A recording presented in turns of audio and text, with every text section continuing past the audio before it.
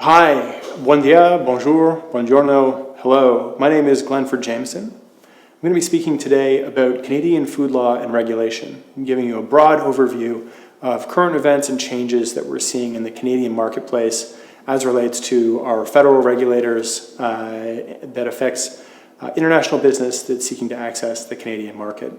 I'm really glad that we're having this opportunity to learn from each other, essentially, and for you to come and listen to me. Food law around the world is becoming more and more complex, and it's really important that we take a moment to pause and take stock of how laws are changing and how it affects both domestic producers and international producers. But we have a lot of ground to cover, so I'm going to head right into this. On our agenda today are a number of things. The regulatory landscape in Canada is complex and evolving. We'll be speaking about that. The Safe Food for Canadians Act regulations and licensing regime have come into effect. So we're going to be spending a lot of time thinking about how that might affect a foreign business that's foreign to Canada. We're going to be speaking about nutrition labeling, which is changing very quickly. Food additives, a little bit about cannabis. We're going to be talking about trade as well.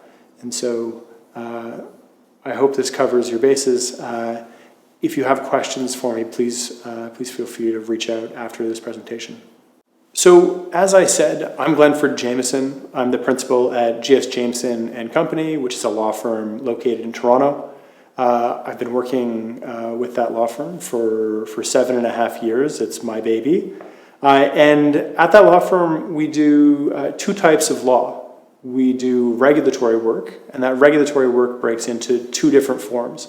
The first is front-ended questions related to ingredients and additives, marketing claims, novel foods, natural health products, nutrition labeling, and these sorts of things.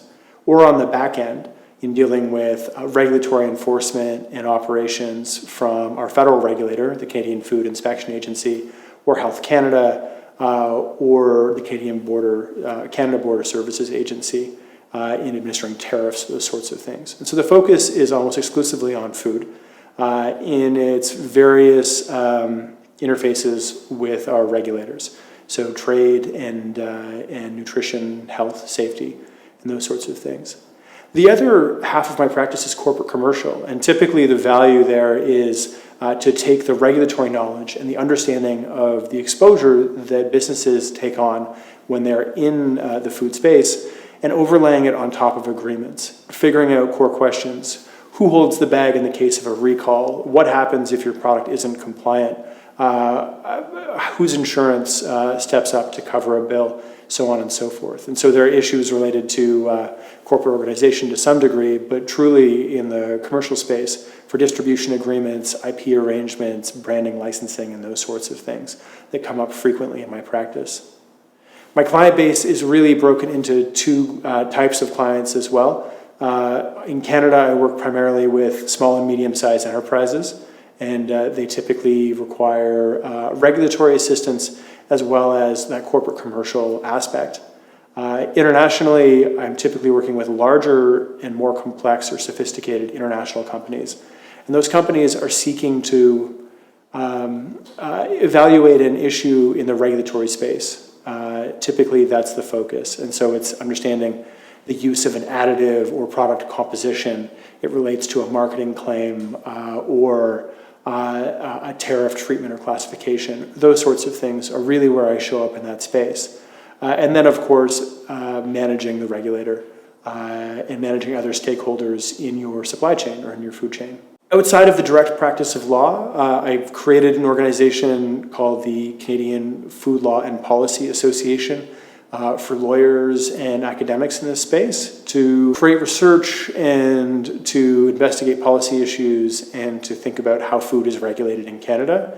And I'm deeply curious about issues related to tech and food, advances in processing and treatment, novel foods. I've had the luxury of working on many meat substitute or dairy substitute files. I've worked with insects and numerous unusual files, which have often been a good deal of fun, although very challenging.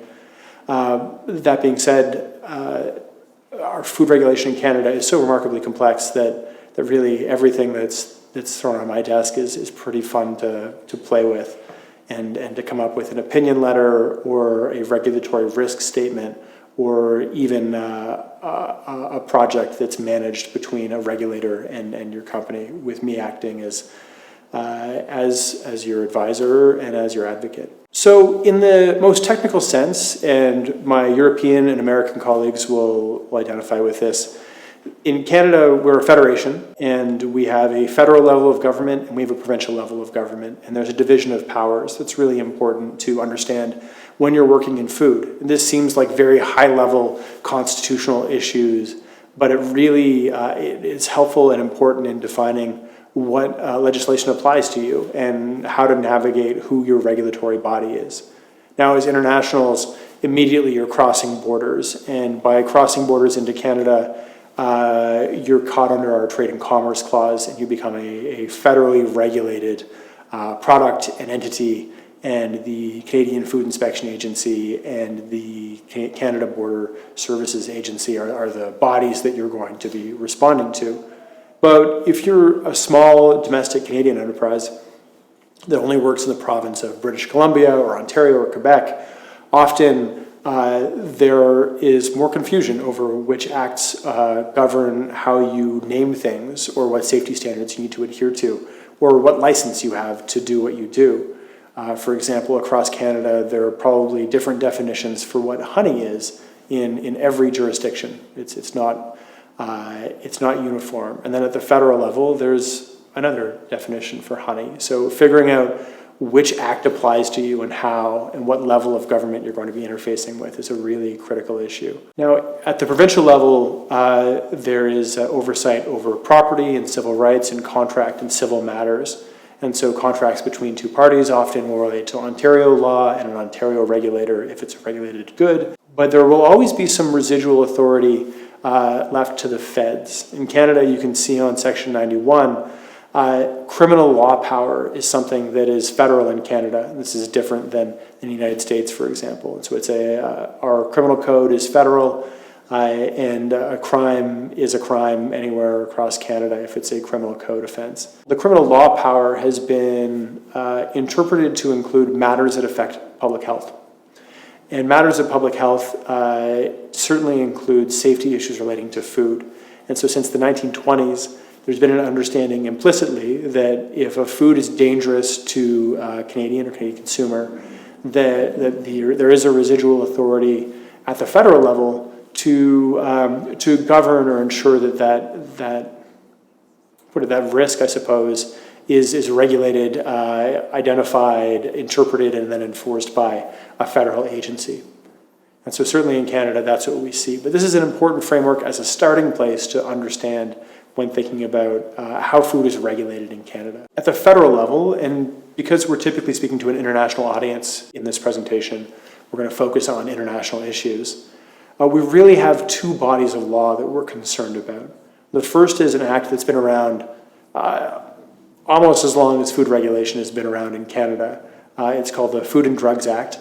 And the Food and Drugs Act has two components to it. One that's really focused, well, I suppose it has a few components. It regulates food, it regulates drugs. But if we ignore the drugs component, the food component sort of has two parts to it. And the first is truly grounded in safety, in nutrition, and there's really those criminal law sort of components of food regulation. It's about safety. The second piece is about standards of identity. It's about how you market a product and those pieces. And that has created a lot of confusion in terms of how it affects or how it's applied. And so as we said earlier, criminal law power affects everyone, but if it's trade and commerce, if you're importing the food into Canada, or trade and commerce is also if you're crossing borders between provinces, so from Quebec to Ontario, New Brunswick to Nova Scotia, then it's considered federal under the Trade and Commerce Clause, and so the entirety of the Act applies. Whereas the front end of it, the safety-related part, is always in play. It mandates things like bilingual labeling. It mandates things like nutrition facts tables and those sorts of things. There's a new act And by new, I mean it was proclaimed in 2012, but it's finally been it's almost fully implemented now in 2020, is the Safe Food for Canadians Act.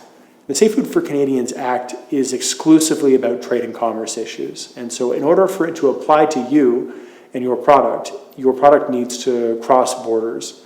And that's sort of the starting point of analysis. That's why that constitutional framework is important. In a lot of ways, the Safe Food for Canadians Act and its regulations repeat what's actually already in the Food and Drugs Act and the Food and Drugs regulations.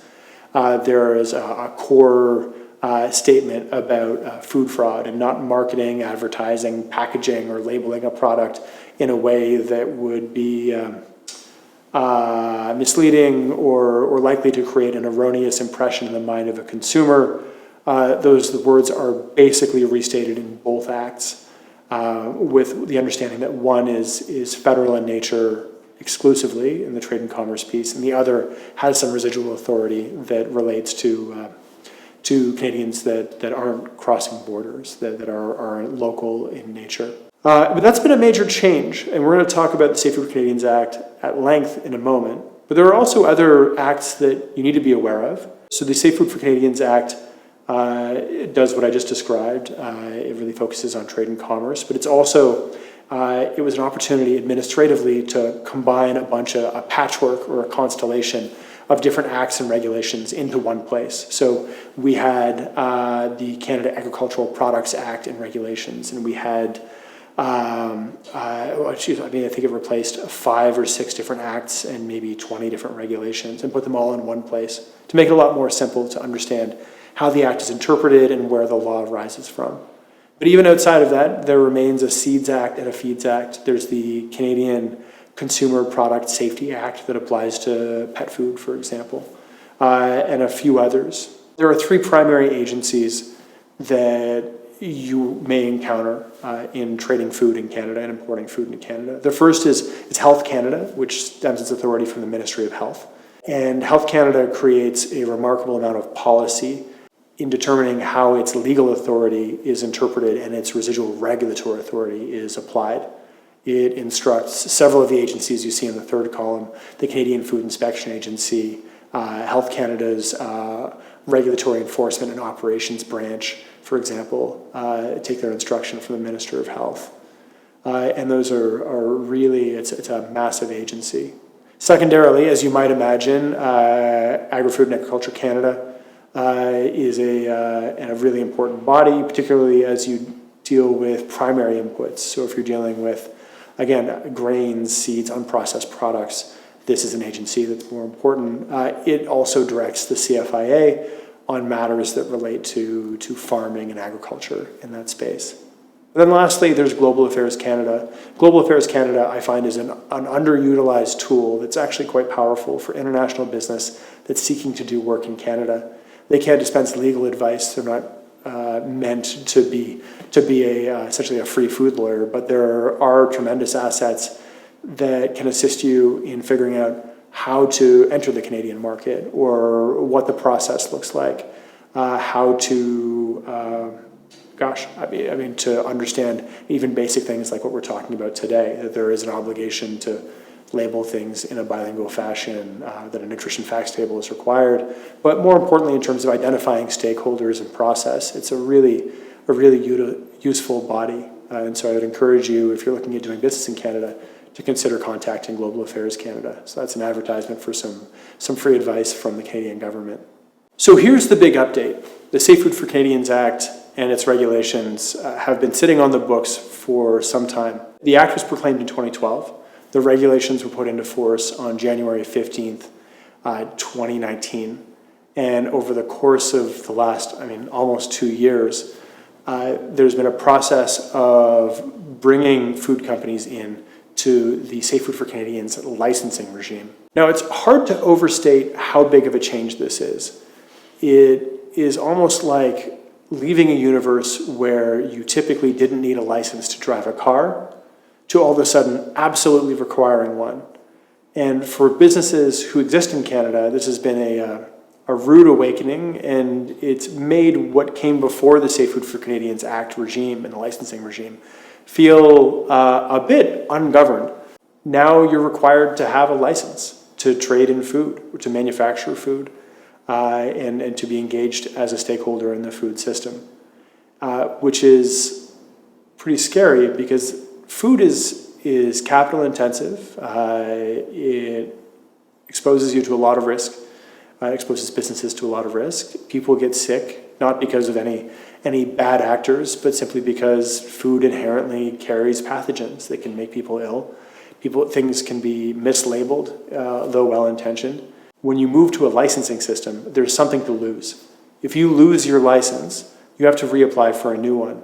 You may not get it, and without it, you're unable to be an actor in the food system if you export, import, or trade food across borders.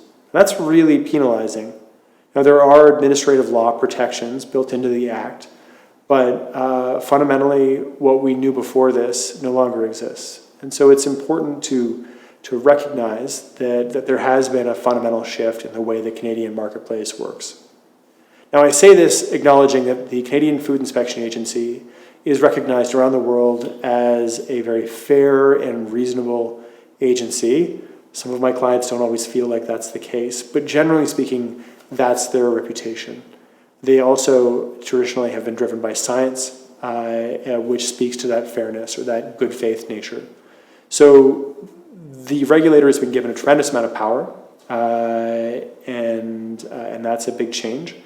But we hope to see them continue to use those good faith methods. So with the Safe Food for Canadians Act and the licensing framework, when you apply for a license, if you're a domestic company, for example, or, it's similar to in the US where there's the Foreign Supplier Verification Program, Canada is working on implementing a non-resident importer program. If you are a licensed body, you do have a few requirements that may be something that you're already doing, but now there's a filing obligation with the federal government. And so the first is having preventative controls in place, and that for most people who are watching this are probably roll their eyes and they say we couldn't do any of our business with any of our clients or customers without preventative controls in place. But this framework actually requires you to develop a preventative controls plan and then file that with the federal government. So developing it, putting it into paper, and then actually sending it to Ottawa so that they have it on file and they have a point of reference for when you process a meat product or you import something. It's very clear how you intend or how you've represented to the government that you intend to treat that product and maintain its safety. The second part is there's a significant obligation to maintain traceability records. So if you are assembling a food from a series of ingredients, you need to maintain records for 2 years relating to who you've purchased ingredients from. And you need to maintain those records in a way that's acceptable to CFIA. Now, they've provided some templates and some examples, and there is increasing guidance, but we're still learning exactly what that means. This is all very fresh and new regulation for us in Canada. Likewise, if you're not selling direct to consumers, you need to maintain traceability records relating to who you sell to. The notion here is that there is a complete view of each stakeholder along the way, and so that if there is a crisis that has been identified, that it can be pinpointed, and then everyone that was subjected to potentially dangerous products can be brought into a recall in a very rapid fashion. This act came out of a very significant listeria outbreak in 2007. And so the idea was to take the lessons that were learned after an inquiry was performed and implement those into regulation. There are two other core pieces that I do want to talk about with Safe Food for Canadians. The first is, while everything that I've talked about so far makes this seem like a very complex and frankly terrifying undertaking, there are some good things here. First off, under our old patchwork of acts in Canada, we had legislated 3 or 4 different definitions of what a label is, and that's not that frustrating until you get into e-commerce and you start to wonder if a label can be something that's represented on a website, or if a label has to be attached to a product, or if it can be adjacent to it and that sort of thing. This has really truncated us into having one true definition of what a label is. And so it's really helpful in understanding how you're regulated and what your obligations are from a labeling and packaging perspective. Secondly, inspections were a common complaint in Canada, because depending on which act a CFIA official was inspecting under, they would have different powers of inspection. Can they enter a premises? Do they need permission? Are you required to cooperate? Are there penalties for non-cooperation? Do they need to know that an activity is going on to enter? Those sorts of questions would come up from time to time, and that's really been streamlined under this new framework. So those are positive. The last piece I'll say is, while I've pointed out that you can have your license canceled, and we've certainly seen a few of those early on in this process of implementation of the Safe Food for Canadians piece, there are also something called administrative monetary penalties, or AMPs, that can be levied against businesses that are found to be in contravention of the Safe Food for Canadians regulations and the Act. Now, those AMPs on their own are not massive penalties. Typically, they're $1,000, $2,000, maybe $3,000. They're statutorily capped, and there's very little discretion. But they often compound by instance, and they compound by time. And so if you're selling a product that is not compliant, and CFIA decides to levy administrative monetary penalties, they can start to multiply by the number of days the product was on the market for, that the infraction existed, but also on the number of instances. And it's not clear at this point in time whether that's multiplied by pallet, or by shipment, or by lot, or by specific ingredient, or consumer packaged ingredient. And so you can appreciate how that's a little concerning to Canadian businesses, certainly, in terms of how they're going to be governed under this new framework. So with all the good and the bad, there are some clear obligations, especially relating to trade. So issues relating to trade are primarily in the Safe Food for Canadians regulations in Part 2, and it governs all instances of trade, what products are included and which are not. From a base starting point, it sets out that there's a base quality level or standard. Nothing can be brought into the country or sold or traded or brought to the market or marketed that is filthy or putrid or made in unsanitary conditions.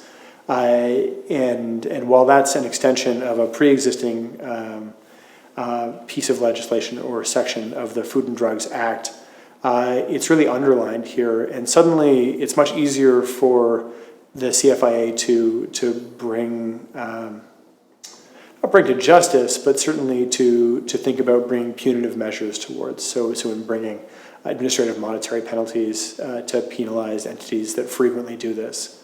There is an understanding that fundamentally food goes bad, it's perishable, it's complicated, refrigeration shuts down, there are issues at plants, that's part of it. But the feds, if they see something that they're not comfortable with, they do have the power to bring administrative monetary penalties in the face of that sort of thing.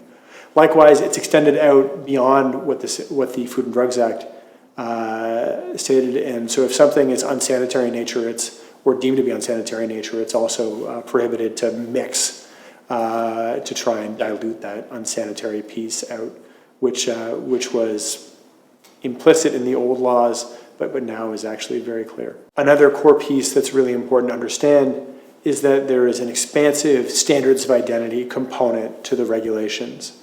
And so when you're marketing something as tomato puree versus tomato juice versus crushed tomatoes, they all have very specific meanings. What's unusual about this framework, the Safe Food for Canadians regulations, is it's taken on a new style of legislation which actually incorporates documents by reference. So whereas traditionally you would have an act and then you would have regulations pursuant to that act, and so the act is passed by Parliament and goes through a very onerous parliamentary process. Regulations were somewhat streamlined but still needed to be brought to the House. Now you have documents that are incorporated by reference that may not even be controlled by the Canadian government. For example, standards related to cattle and some meat processing is actually managed by a third-party body. Likewise, there's recognition of methods that aren't owned by Canada. And so they're AOAC or they relate to FAO or Codex, and that's a very novel thing in Canada. But if you're ever looking in the Act and you're looking for standards of identity, they are all in documents incorporated by reference, and they're not actually in the regulation. And they can change from time to time in a much easier and more responsive way than you can change regulation. So it's really important to know. So in those documents incorporated by reference, there are volumes of information relating to standards of identity. This is a really critical component. If you're marketing a product that has a standard, it needs to conform with the standards. This is not uncommon amongst certainly Western countries, but they're located in an unusual place, and so it's notable that that has changed, certainly. And then likewise, there's a provision to deal with if this food is mistaken for a food that has a standard of identity that sort of enforces the importance of needing to conform with that standard. Moving along into imports, there are a few new rules for imports that they existed in a different way. Under the new framework, the volume of information that you're required to provide is substantially greater. So relating to process, relating to the license under which the food is being brought in, what the food is, and the country of origin starts to become more onerous.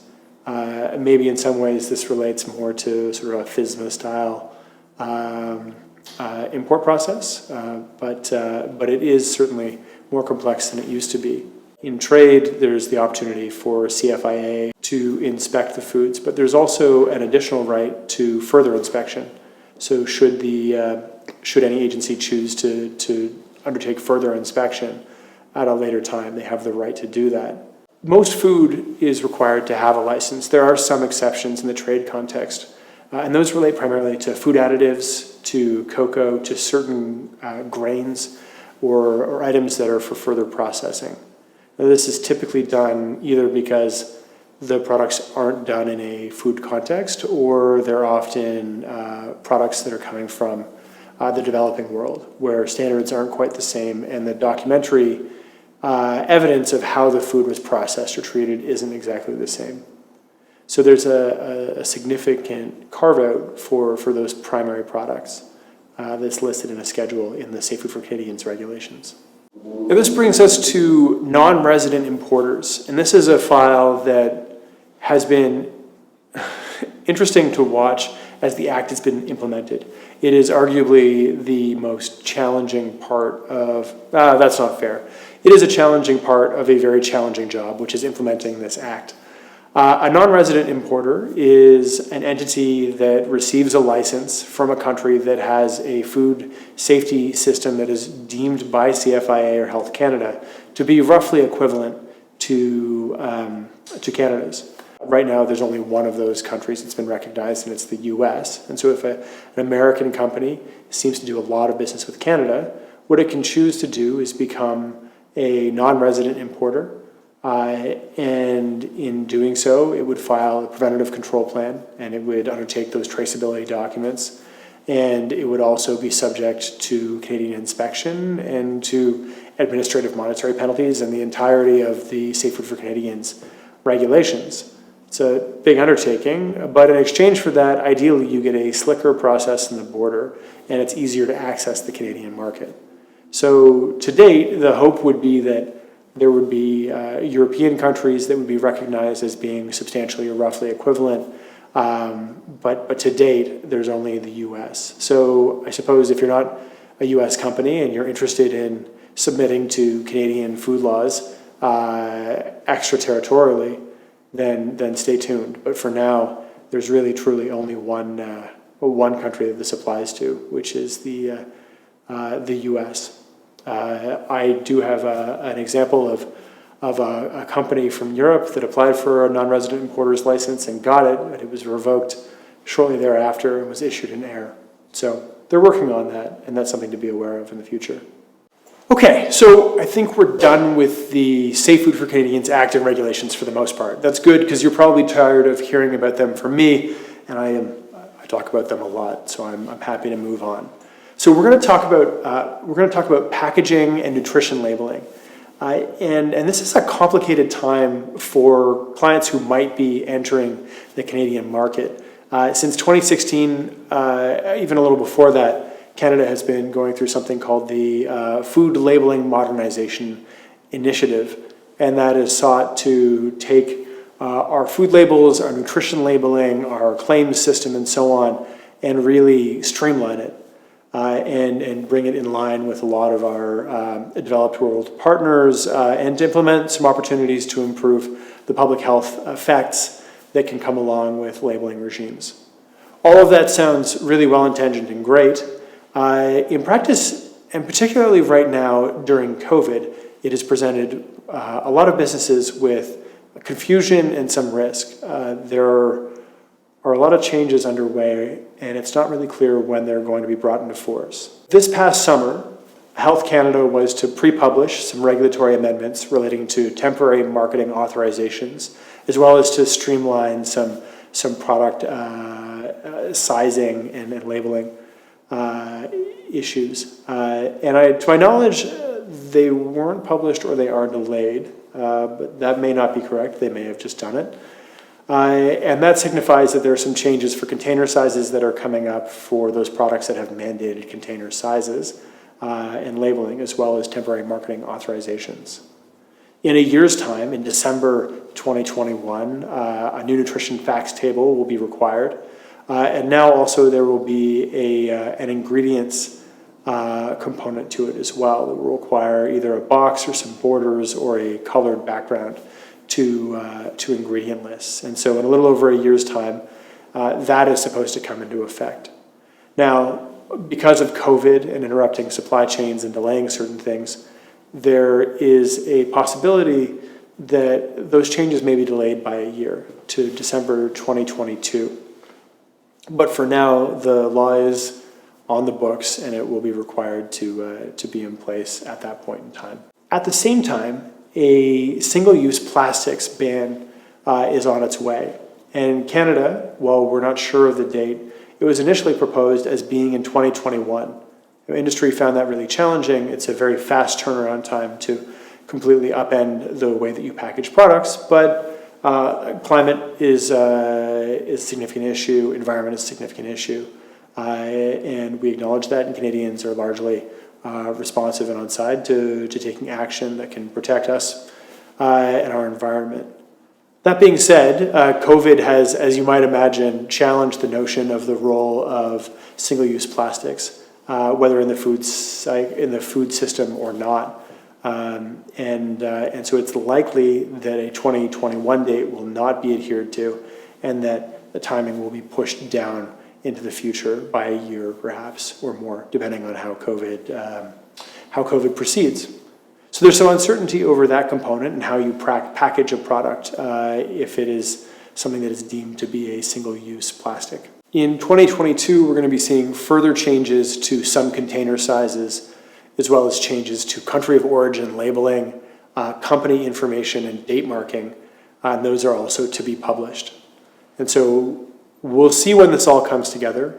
COVID has obviously changed most of our plans, but there is right now in this moment a surprisingly staggered timeline, depending on the products that you're bringing into Canada in how things are implemented. As a last piece, there is a proposed front of packaging labeling effort that was initially supposed to be in 2022 as well. It seems like it's going to be later than that, again due to COVID, but we're not certain. Health Canada right now for single-use plastics and for front of package labeling is being non-committal about the initial dates that were floated, and so we're just going to need to stay tuned on that file until we have more certainty.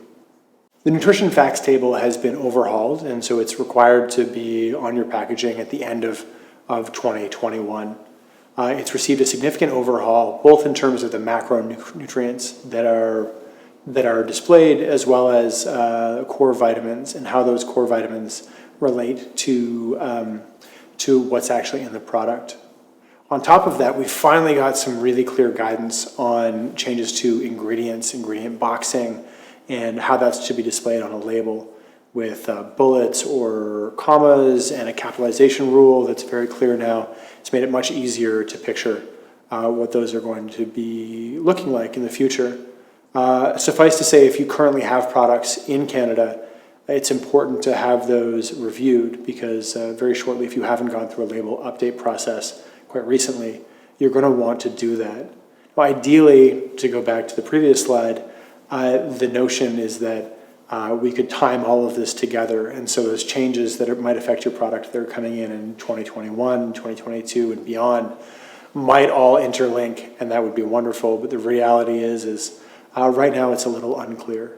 Nonetheless, at this point in time, a year and a bit out from that deadline, a lot of products have started to change and have started to certainly to at least update the nutrition facts table, which does look markedly different. Ingredients are starting to be changed on the market, but we're still seeing very little switchover from the pre-existing all capital or more free-form style of ingredient labeling to the new prescribed manner of doing that. And CFIA has, as I said, recently, as of June and then again in August, increased the amount of guidance that they've given to industry to help clarify what is actually meant by the regulations. So as mentioned, Canada has proclaimed that they're going to be bringing in a front of packaging labeling regime in the near future. Again, we don't necessarily know the date, but we do know quite a bit more about this process now than we did a year ago. Front of package labeling has been a hot topic across Europe, in Mexico, in the United States, and often the first discussion is about whether it should be voluntary or mandated, and then typically after that, once it's, in most cases, mandated, the question is how do we figure out what thresholds should be in place and what macronutrients should be identified. In Canada, where Health Canada has landed, is that saturated fats, sugars, and sodium levels are the three components that they're most concerned about. And the thresholds that they're setting out are, if I recall, for prepackaged foods, 15% daily value. For prepackaged main dishes, it's 30%. And then I believe for snacks or sort of like a ancillary sort of group of foods, it's back to 15%. So if your foods are exceptionally salty or they do contain a dire amount of fat, then you may be subject to this framework. Again, we don't know when it's going to be coming into place. We have a few mock-ups to figure out what the labels or what the front of package labeling is going to look like. But know that it's coming, much like it is in European jurisdictions, in Mexico, in South America, and a few other places. And here you can see a few different examples of what's being contemplated by Health Canada. It's not as colorful as the Nutri-Score that we're seeing in, I believe, Italy and France, or what we've seen in Britain. It's also not as complex as what we've seen in the US. It's red, white, and black, so it sort of fits Canada's colors, but it may be difficult to disguise into a package. There are some early discussions about how to modify a product to work within the daily values that are set out, which is complex, but this is certainly, if you're in a product area that this may affect, there is quite a bit to consider when getting to the composition of your product and thinking about how this regime may apply to it. Again, just really worth noting here quickly that a single-use plastic ban is coming into effect, and figuring out exactly what types of plastic containers are going to be banned or not banned really is going to rely on a lot of regulation that has yet to be finalized. There's been some, I believe, pre-publication in the Canada Gazette, which is the first stage towards formalization. But certainly if your products do use or you've encountered this type of single-use plastics ban in other jurisdictions, know that similar legislation is coming to Canada, and that it's worthwhile as soon as you can, or at least to monitor this, to get some advice on whether your product is captured in the way that it's currently packaged, and if it is, then how to move to a package that is less covered by this ban, to make sure that you're not caught up in a warehouse that's filled with unusable packaging. So with food additives, our story starts off in a similar place to the Safe Food for Canadians regulations and how we incorporate documents by reference. Canada has moved to a series of lists that live outside of the food and drugs regulations that set out in what instances or what products and to what degree we can use certain additives. Unfortunately, there is not a lot of harmonization around the world in terms of parts per million or specific uses, and so food additive questions come up very frequently by international companies when trying to figure out whether they can market their product here. I think there are a few things worth noting. One is, if you're doing some sleuthing on your own, the original lists are in Division 16 of the Food and Drugs regulations, and those are antiquated. They were meant to be taken out a long time ago, but have somehow left and are effectively dead wood existing in the regulations as they exist today. And the governing source is the lists, and the lists sit outside of the regulations. Now, in those lists, they're broken out for anti-caking units, additives for other uses, coloring agents, these sorts of things. And they are relatively exhaustive. Outside of this, if you don't see the use that you want to use, there is also a more streamlined way of proposing ways of using an additive. So if you don't see the way of using an additive or whatever technical effect that you're trying to achieve in the lists, we can prepare submissions to Health Canada that are reasonably expedient to amend the lists. There's obviously process involved, but it's not like trying to change a law. It's something that is, so long as it's well supported by science and industry and health, a relatively, not simple change, but certainly a less onerous change than it historically would have been. Changing the regulations to the Food and Drugs Act is a massive undertaking. So being able to do this on a more ad hoc basis is certainly a benefit to industry, particularly in the food additive side of things, where science changes so quickly and our knowledge of food chemistry changes in such a rapid way that being flexible is really of a value, certainly to food manufacturers. And just to close off that piece on food additives, there is, in addition to the additives list, certain compounds that are off the list and are governed by by a group, essentially a gatekeeper, called the Bureau of Chemical Safety, or BCS. And so often, if you don't see a food additive on the list, or something that may not be used in the way that a food additive might be thought to be used by the list, it may be worthwhile reaching out and finding out if there is another accepted use for it that is compliant for you. And so while generally exhaustive, the lists are not necessarily complete, and that there are some things, for example, chewing gum base, that are maybe food but maybe packaging, that use certain additives or compounds that live outside of this list as humectants or as food additives, as something that brings a technical effect to a food. A really important thing that I would be remiss if I didn't bring up to internationals, especially those who work in the prepackaged segment, is that Canada has very specific rules over the enrichment of flour. And this was done, I think, about 20 years ago to benefit the health of Canadians, especially those in more remote areas who are more reliant on white flour and have less access to various B vitamins, for example. In Canada, we do require that anything marketed as flour, white flour, or enriched flour meets this standard set out on the slide. And it is inflexible and is viewed not necessarily incorrectly by many internationals as being a non-tariff barrier to trade, but it is based in public health policy and seems to stand up to trade agreements and exists to this day. It makes it challenging for snacks, think of the number of foods that use white flour in them. For any of those, notionally there needs to be a way to make that compliant. So often larger manufacturers that are willing to take on that task will include a vitamin mix that's specific to Canada. But for those that can't or won't, it really does present a significant barrier. Obviously, it's very challenging from a microbiological level or from an analytical chemistry level to figure out if the white flour that's in your product, especially when it's at a low amount, is actually compliant. And so I'm not sure what enforcement levels are like on the specific issue, but the policy is black and white, and it's really inflexible.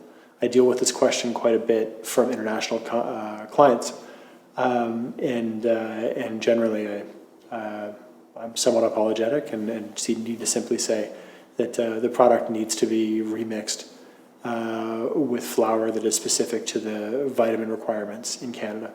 Next, I would like to address very briefly cannabis in Canada has obviously had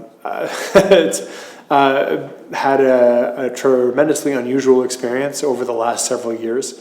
After Uruguay, Canada is the second country in the world to legalize cannabis. We have publicly traded companies that work in cannabis. There's no running or hiding.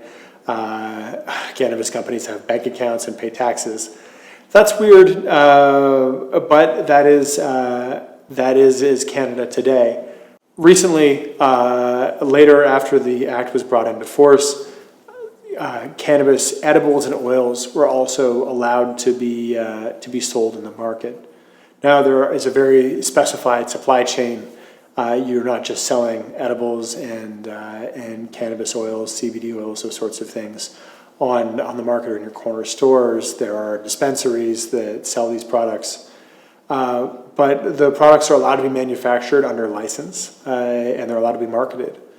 Now, the marketing, the brand name, everything you might imagine is truly restrictive, down to the coloring on the package, the size of the thing, the amount of milligrams in a portion, which I believe is 10 milligrams of THC is the maximum. That being said, these are products that can exist. And so while this is a very technical area, it may be of interest to international clients who want to either get in and experience and develop technical know-how in the cannabis space, the cannabis edible space, before perhaps your country is looking at opening up the market. Or alternatively, maybe you make a product that would benefit from being included in that space. It's fascinating to watch. It's been really interesting to watch the players emerge in that sector and to see what consumers make of these products, and also to see how regulators manage a very efficient group of imaginative entrepreneurs. But it's certainly something to keep track of in the future. Beyond cannabis, we have a more traditional framework that deals with natural health products, or NHPs.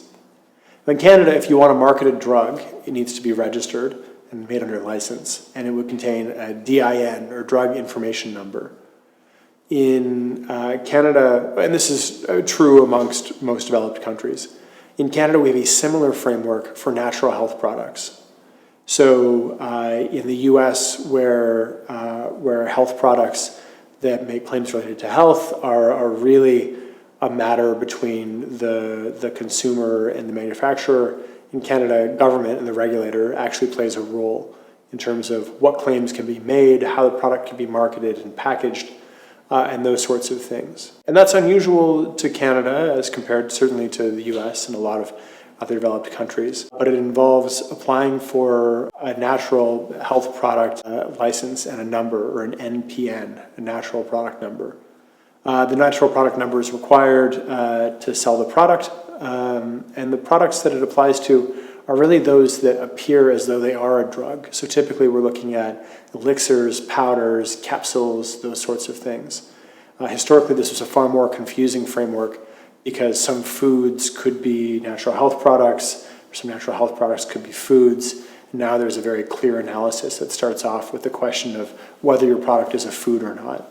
Now there are products or producers, manufacturers, or companies that create products that can be made into a food or can be made into a natural health product.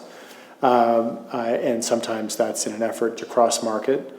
But generally speaking, there is a clear line that goes between them. And in order to sell a natural health product, especially if it's going to have any claims on it, it involves a process of submitting a monograph, getting a license for that product, and getting that number. So lastly, before we close, it is important to note that, Canada is still a nation of free traders. We've been that way for some time. We're a member of the new TPP. We renegotiated our trade agreement with the United States, and CETA, the Canada-EU trade agreement, is at least provisionally in place. Now, as Canadians, I think we went into the trade agreement negotiation process with Europe, the EU, a little naively. It'll take a while before all countries sign off on CETA, but it provisionally is in force, and it's created a lot of opportunities for European businesses, specifically in certain manufactured goods, but in food, it has opened up Canada to EU dairy products without tariff, and has really sought to harmonize some standards in terms of production or in terms of classification, and that is of a tremendous benefit to both the EU and Canada. And depending on what our friends in the UK do, it may serve as a model for trade agreements going forward for Europe, which is wonderful. That being said, it hasn't been easy for everyone trying to figure out on a trade law basis exactly how the agreement's going to be interpreted is an expensive and lengthy process, and we'll really, I think, get a better handle on CETA in about 5 years' time. But it is important to note as food companies that it is far easier to do business in Canada than it ever has been. If you're from Europe, it's easier to market your products. And though some trade barriers persist, I think by and large, Canada is a really exciting market to enter into. So with that, that's really exciting. As I said at the top of this talk, the Global Affairs Canada and the Canadian Trade Commission, they're both immense tools that I would highly recommend anyone looking to do business in Canada to reach out to and to figure out if there is someone in the ministry or in the commission who can help facilitate that process or at least spot some icebergs. So much of what we do as lawyers is identifying issues and then assessing risk. And so the sooner that you can do that, the sooner you can make good business decisions. And certainly if there's a body that exists it's not maybe fit for purpose to do that, but it certainly exists to help guide these conversations. I would, if I were in a business that was contemplating doing business in Canada, I would certainly take advantage of that as quickly as I could, and then I would really try and abuse that as much as possible. So with CETA, there's some really exciting things happening, and with the Canada-US-Mexico trade agreement, alongside a number of bilateral agreements that Canada has with countries around the world, Canada is an exceptionally open market, and it is open to foreign products. Our customers are savvy. We are exploratory. Canada is quite multicultural. It's not perfect, but it's a pretty remarkable place to do business. With that, I want to simply thank you for your time. Thank you for watching this and for the opportunity for me to be heard. That's an administrative law joke that no one else will get, but if you reach out and contact me, I'll explain it to you. It's been a pleasure to have the opportunity to talk about some of these food law issues that we're seeing. And if any of them affect you, please don't hesitate to reach out. I may not be the fastest to respond, but I'm always excited to hear what our partners are doing around the world, be they lawyers or in industry or from government. And with that, thank you again for your time.